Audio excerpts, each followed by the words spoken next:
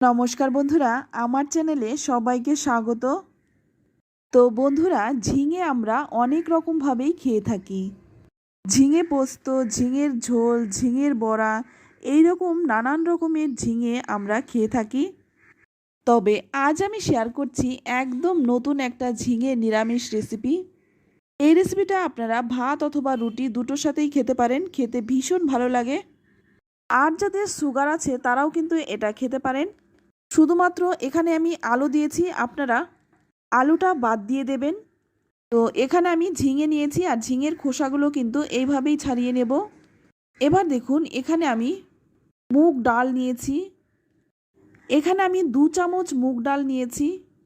এবার মুগ ডালটাকে খুব ভালো করে 3-4 বার জল পাল্টে পাল্টে ধুয়ে নেব। অনেক সময় অনেকেই কিন্তু দুপুরবেলাতেও রুটি খান। তো এই ঝিঙের যে রেসিপিটা আজ আমি শেয়ার করব, এটা আপনারা রুটি দিয়েও সহজেই খেতে পারেন। তো 3-4 বার জল পাল্টে ধুয়ে নিয়েছি। এবার ডালটাকে আমি কিছুক্ষণের জন্য ভিজিয়ে রাখব। তো এইদিকে আমি ঝিঙেটা খোসা ছাড়িয়ে তারপর একটু টুকরো করে কেটে ধুয়ে নিয়েছি।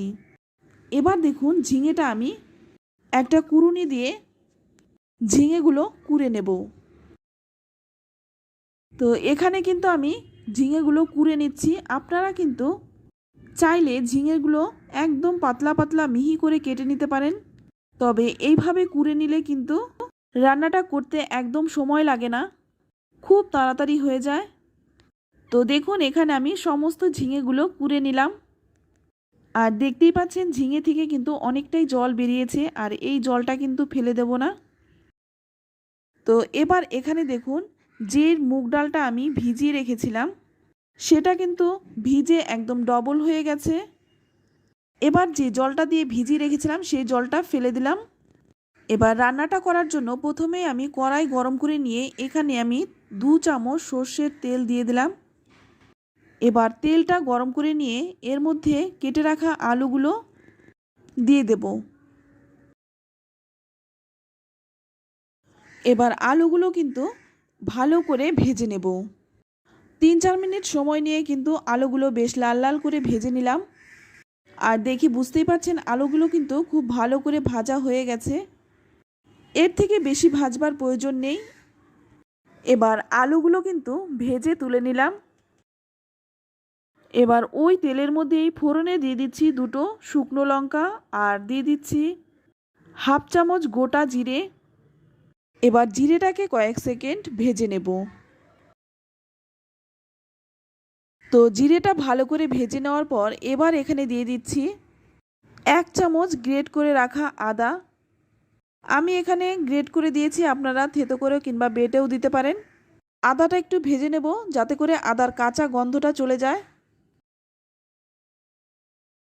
তো আদাটা ভাজা হয়ে গেছে। এবার এখানে দিয়ে দিচ্ছি ভিজিয়ে জল ঝরানো মুগ ডাল। আর ডাল দেওয়ার পরেই কিন্তু আমি এখানে 1 চামচ হলুদ গুঁড়ো দিয়ে দিলাম। এবার ডালটা কিন্তু একটু ভালো করে ভেজে নেব। খুবই সহজ একটি রান্না আর খেতে ভীষণ টেস্টি হয়, বিশেষ করে রুটির সাথে তো অসাধারণ লাগে। তো এদিকে আমার ডালটা কিন্তু খুব ভালো করে ভাজা হয়ে গেছে। তো এবার এখানে দিয়ে দেব 1 কাপ জল। আর জলটা কিন্তু খুব বেশি দেব না, 1 কাপই জল দেব। এবার খুব ভালো করে মিশিয়ে নিয়ে এবার জলটাকে ফুটতে দেব। তো দেখুন জলটা কিন্তু খুব ভালো করে ফুটে উঠেছে। এবার ডালটা যাতে একটু সেদ্ধ হয়ে যায় তার জন্য একটা ঢাকা দিয়ে 5-6 মিনিট রেখে দেব। খুব বেশি সেদ্ধ হওয়ার প্রয়োজন নেই। তো দেখুন ডালটা কিন্তু সেদ্ধ হয়ে গেছে। এবার এখানে দিয়ে দিলাম 3টে চেরা কাঁচা লঙ্কা। তারপর ভালো করে একটু মিশিয়ে নিচ্ছি। আর ঝালটা কিন্তু নিজেদের স্বাদ অনুযায়ী দেবেন, যে যেমন ঝাল পছন্দ করেন। তো দেখুন ডালটা কিন্তু খুব বেশি সেদ্ধ করিনি। তো এবার এখানে দিয়ে দিচ্ছি ঝিঙেটা। আর ঝিঙের জলটা কিন্তু ফেলে দেইনি, এর সঙ্গে একই সাথে দিয়ে দিলাম। তারপর খুব ভালো করে মিশিয়ে নেব।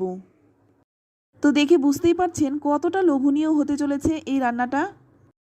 এবার এখানে দিয়ে দেব স্বাদ মতো লবণ। লবণটা দিয়ে খুব ভালো করে মিশিয়ে নেব। 2-3 মিনিট কিন্তু এভাবেই নাড়াচাড়া করব। এবার এর মধ্যে দিয়ে দেব আগে থেকে যে ভেজে রেখেছিলাম আলু, সেই আলুগুলো দিয়ে দিলাম। তো আলুগুলো দিয়ে এবার ভালো করে ঝিঙে আর ডালের সাথে মিশিয়ে নেব। যাদের ডায়াবেটিস আছে তারা কিন্তু আলুটা বাদ দিয়ে দেবেন। এবার একটা ঢাকনা দিয়ে মোটামুটি 7-8 মিনিট রেখে দেব। আর এই সময় অবশ্যই গ্যাসের আঁচটা কমানো থাকবে। এবার ঢাকনাটা খুলে নিলাম, দেখুন। এবার ভালো করে মিশিয়ে নেব। এখনও কিন্তু ঝিঙের মধ্যে অনেকটাই জল রয়েছে, তাই নাড়তে নাড়তে কিন্তু ঝিঙের জলটা শুকিয়ে নিতে হবে। এমনিতেই ঝিঙে আর মুগ ডাল সেদ্ধ হতে বেশি সময় লাগে না, তাই রান্নাটাও কিন্তু খুব বেশি সময় লাগে না। তো দেখতে পাচ্ছেন অনেকটাই শুকনো হয়ে গেছে, আলুগুলোও কিন্তু সেদ্ধ হয়ে গেছে। এর থেকে বেশি শুকনো করব না। এবার এর মধ্যে দিয়ে দিচ্ছি 2টো কাঁচা লঙ্কা। এই লঙ্কাটা আপনারা নাও দিতে পারেন। এবার দিয়ে দিচ্ছি 1 চামচ ঘি।